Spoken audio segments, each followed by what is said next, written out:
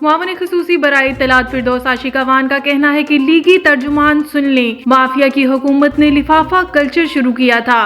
फिरदौस आशिकावान ने अपनी ट्वीट में कहा, अदारों का कानून पर अमल करना माफिया को बुरा लगता है। इमरान खान की माफिया के खिलाफ जंग जारी रहेगी। माफिया से कौम का माल निकलवाना इबादत है और नेक मकसद से पीछे नहीं हटेंगे।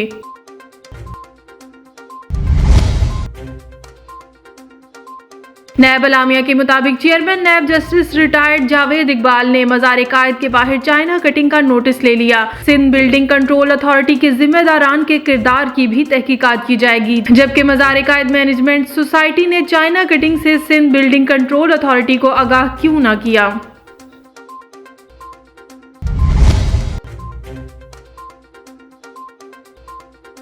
बरतानवी मीडिया के मुताबिक काजाकिस्तान में अलमाती एयरपोर्ट पर मुसाफिर त्यारा उड़ान के फौरन बाद ही हवाई अड्डे के पास गिर गया। जहाज उड़ान भरते ही अचानक तेजी से नीचे आया और एक पत्थर के बैरियर से टकराने के बाद 2 मंजिला इमारत से टकरा गया।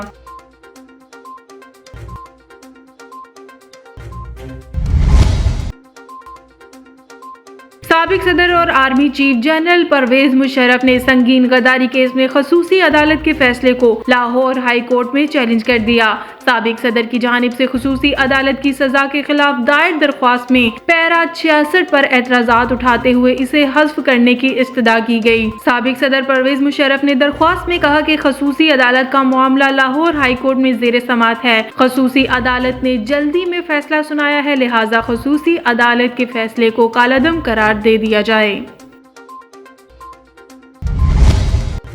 बन्नू और शमाली वजीरिस्तान की ताजर बरादरी का फजल कादिर पार्क में एहतजाजी मुजाहरा और नेशनल प्रेस क्लब में प्रेस कॉन्फ्रेंस। ऑपरेशन ज़रबे अज़्ब की वजह से हमारी हजारों दुकानें मसवार कर दी गई हैं। हम अपने हुकूक मांगने से पीछे नहीं हटेंगे। वजीरिस्तान की ताजर बरादरी के चंद अनासिर को जान से मारने की धमकियां भी दी जा रही हैं।